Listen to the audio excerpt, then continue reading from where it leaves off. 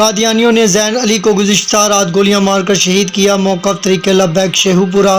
شہید کی نماز جنازہ شیخو پورہ کے گاؤں بابومان میں ادا کی جائے گی۔ شہید زین علی کی نماز جنازہ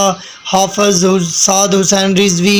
پڑھائیں گے، جس میں پہلے سے ہی لوگوں کی بڑی تعداد موجود ہے۔ تحریک لبیک یا رسول اللہ صلی اللہ علیہ وسلم کا ایک کارکن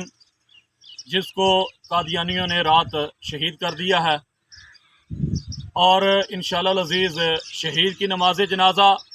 قائد محترم قائد ملت حضرت علامہ مولانا حافظ سعد حسین رضوی صاحب آپ ان کا جنازہ پڑھائیں گے، اور حضور قبلہ امیر المجاہدین جرنال اہل سنت حضرت قبلہ پیر سید ظہیر الحسن شاہ صاحب آپ بھی شرکت فرمائیں گے، اور مرکزی باڈی بھی اور ضلع کی باڈی بھی اور جتنی بھی پیپلز باڈیز ہیں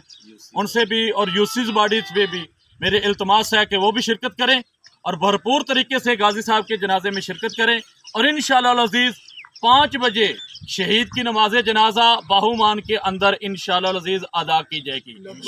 لبیک لبیک لبیک یا رسول اللہ۔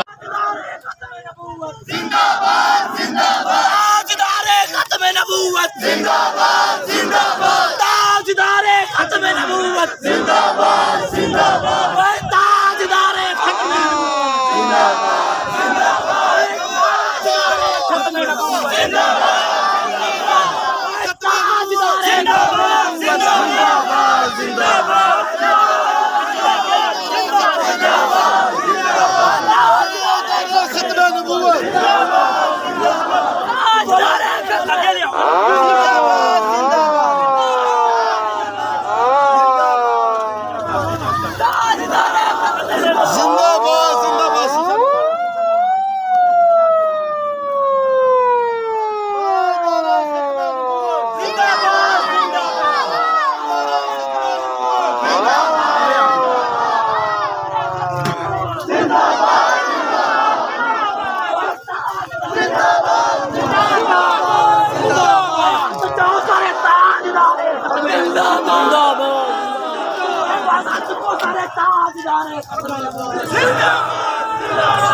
تاجدار ختم نبوت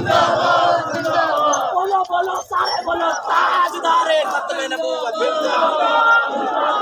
تاجدار ختم نبوت زندہ باد زندہ باد تاجدار ختم نبوت زندہ باد زندہ باد تاجدار ختم نبوت زندہ باد زندہ باد